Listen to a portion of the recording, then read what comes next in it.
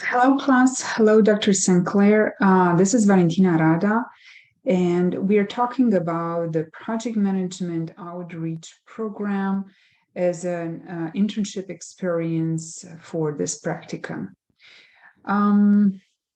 So really quick about the practicum site.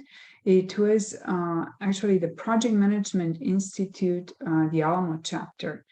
But before we go deeper into that, I would like to say that the Project Management Institute is the leading professional association for project management.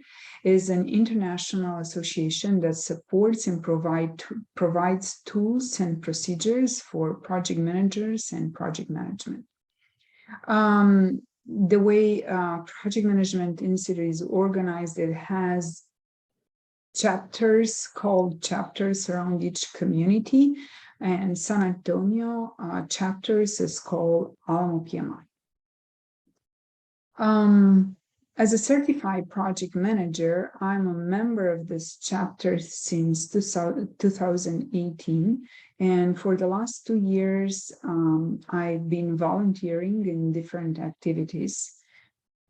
At the beginning of this year, I had been elected as the VP of Outreach. The intent is to be the ambassador of project management in the San Antonio community and build solid relationships with the key stakeholders that are impacted or impact in a way or another project management in the area. At this particular site for this practicum, my mentor was the president of the chapter. Her name is Priscilla Torres. So really quick, the intent with outreach for project management is to reach to all these different entities in our communities, either is about college and universities, youth and students. We are also planning to reach out high schools. But a professional association, given that the structure of San Antonio has a big military community, is military and veteran services, as well as the community itself. Now, this practicum has been based mainly on this conceptual framework, which were the initial SMART goals that I was able to put together with the president of the chapter, given my position, my role, and the intended objectives of this program. So we started first with developing the chapter's outreach program strategic plan. This was the first goal that we have discussed about. And then the next goal was to assess the community and military outreach process, given that there was an existing process and there was an existing outreach program. The next two were pretty related. We learned later on. It was to develop the outreach, academic outreach stakeholder register, as well as the professional association stakeholder register. And this is pretty much to understand the connections and the relationships that were already existing and we can build on farther. And the last goal was to develop the 5K walk and run project management plan as an initiative of the outreach program. Further on, the theoretical framework that supported the entire practicum, and actually this is theories that I kind of based my experiences on, are the goal orientation that relates to goal setting theory at Edwin Locke, where performance is optimized when goals are rather difficult, specific, and measurable, given that challenging goals enhance performance due to increase intrinsic motivation. Goal orientation not only helped me set the SMART goals, but helped have meaningful discussions and alignment with the team members in terms of the goals that we are going to set for the entire program. Leadership adaptability, this aligns with path goal theory of Robert House, where leadership style should adapt to employees' skills and needs. The goal is to increase their motivation and satisfaction to be productive and align their personal goals to the overall objectives at the group. So here, what I learned, one of the takeaways that helped me throughout the program is to adapt my leadership style to each of the team members' skills, abilities, or locus of control, and be able that way to build the trust and embrace autonomy, given the volunteering aspects of the team members. Then the next emerging theme was about effective team development, and this is in relationship with the stages of group development of Bruce Tuckman. Based on group purpose, size, and type, group forming can vary, and different behavioral patterns and assumptions can emerge. And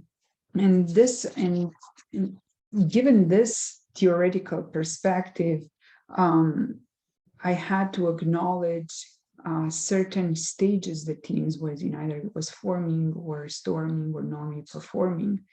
And this reading and the knowledge of this theory kind of helped me understand better where each of the team members are and how better to create those self-directed teams. The next one was the increase self-esteem. This is related to self-efficacy theory of Bandura.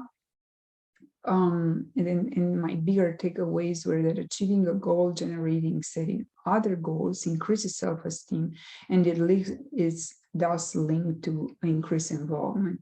Again, this goes back to the fact that all the team members were volunteer, and I was trying to help them setting attainable goals so their self-efficacy increases once a goal is attained, and they stay engaged and motivated throughout the program. The last emerging theme was expected outcome. This aligns to expectancy theory of Victor Vroom. And the takeaway here was that our determination to act in a certain way towards a goal is dependent on the expectation of the outcome and how attractive that is. Again, this was learning but challenging as well, because given that volunteering aspect of the team, what is difficult for me in a leadership position to offer those factual, practical rewards to the team. So I have to be able to find ways that those rewards are not necessarily factual, but rather, let's say, involvement or their creativity was rewarded in a way or another. Going next, this is actually an outcome of the first goal, which is developing the outreach strategy. And I'm just going to go briefly into how this shaped up, what is the vision, the mission, and the core values, keeping in mind that this entire presentation is rather focused on the experiences, learnings, and reflection rather than the intended outcome, which the entire strategy, the roles, responsibilities are all those files, documents, if you want, are uploaded in the Practicum folder. So this was the first goal. So, and on this perspective, I was able to put together this strategy and have meaningful consultation with the president of the chapter. However, this is the goal that provided the most challenges to me, and I would outline those later on in this presentation. Then again, aligned to goal 3, based on what we discussed earlier, the vision, the mission, and the core values. This is a proposal 3 years horizon roadmap, which outlines possible possible objectives of the program throughout the next 3 years. Then goal 1 and goal 3 at one point emerged. And this was because we had to make sure that the outreach strategic plan, the entire program strategic plan, is supported by a leadership team. And this was the proposal leadership team, but this was actually the major challenge was for me to find the right team members that could represent these entities within the program.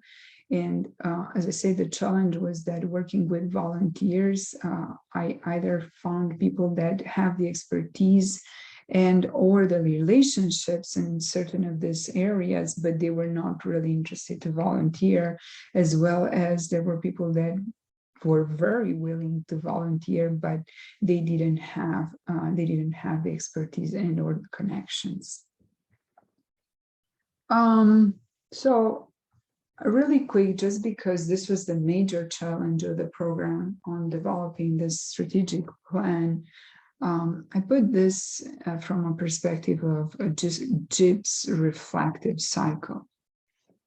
And I started with actually what happened, with a description of what happened, which was poorly as a leader of the program. I had to develop the strategic plan as discussed initially with the president of the chapter. Then I have to analyze the feelings of this challenge, what I was thinking and how I was feeling. So at first there was excitement and there was engagement. There was excitement, especially when I started attending some of the leadership meetings. I could understand what needs to happen. But with the passage of time, the frustration came in place because I realized that this strategic plan needs to be supported by a team. And I realized that I didn't have that team. I had it on the paper, but I didn't really have the people to work with. So that was the initial frustration and the initial challenge. Now, in terms of what worked and what didn't work, as I was saying earlier, it was good that I attended the leadership meetings. I learned a lot. I learned what is the entire Project Management Institute vision and mission and how that can be approached from a chapter level. What was not that good was the incomplete team. Now, in terms of analysis and what I could have done better of the situation was to develop the team at the same time of developing the outreach strategic plan. This is something that I didn't think when I started the SMART goals, and it came as a challenge throughout the practicum. However, after discussing with the president, I could leverage previous team resources, and that was one of the learnings and what I could have done better in the situation. A conclusion, although challenged, I continued to stay focused and engaged, and I had actually on my side the president of the chapter who was encouraging me to continue, on this road and start on this goal of developing the team. What could I have done differently as an action plan, which are actually my next steps, is to continue searching for the remaining outreach leadership team. Once the program leadership team is complete, meet and discuss the strategic plan and define the 3 years horizon roadmap together with them. And then at the same time, discuss the team's potential outreach events for the remainder of 2022. Now, next, this was a challenge, and as I say, it's analyzed through Gibbs reflexive cycle. Next are the goals number 2 and 3. And as I was saying, throughout the practicum, I realized that, and actually, given the time constraints of this presentation too, it's much more beneficial to present these two goals together, because they are actually key stakeholders for academic and professional association outreach, and how we best can leverage this communication with them moving forward. Goal number 5 was the last goal of developing 5K walk run project plan. And here, some of the theoretical learning that I could connect with this goal was the forming and storming stages of team development. Actually, this team was more or less formed before I onboarded in my role. But once I started, I could see some nuances of the struggle and the storming, if you want, of the team members, trying to understand what are their roles and what are their responsibilities. So this is where my role became more close to the team, trying to understand where each of them could help, and what are their skills, what are their abilities, and in which of the roles they can better support the team. Now, if I were to sit back and see the entire experience to Kolb's experiential cycle, I would say that it started with this concrete experience of attending leadership, interviewing team members, or even the fact that I was exploring existing programs templates. Those were factual, concrete experiences that happened. But then, while working, we're trying to develop the outreach plan or the stakeholders registers. I had to reflect, and the reflection observation moments were, first of all, this week, this program's weekly journals, writing the weekly journals. But then there were on the spot or right after event reflections. And also the mentorship bi-weekly meetings, they were an opportunity to reflect on my challenges. Now, as it relates to the abstract conceptualization phase, this was my thinking moment, thinking of how I'm going to motivate and engage team members, and connect that with theory that I was reading and I was researching for, how I'm going to develop a self-managed team of volunteers, and how I'm going to unleash their intrinsic motivation. And then right on the active experimentation stage, this is exactly where I start elaborating the plan. But this is also in understanding the importance of developing the team, and then how to better outline the roadmap and set goals for moving forward.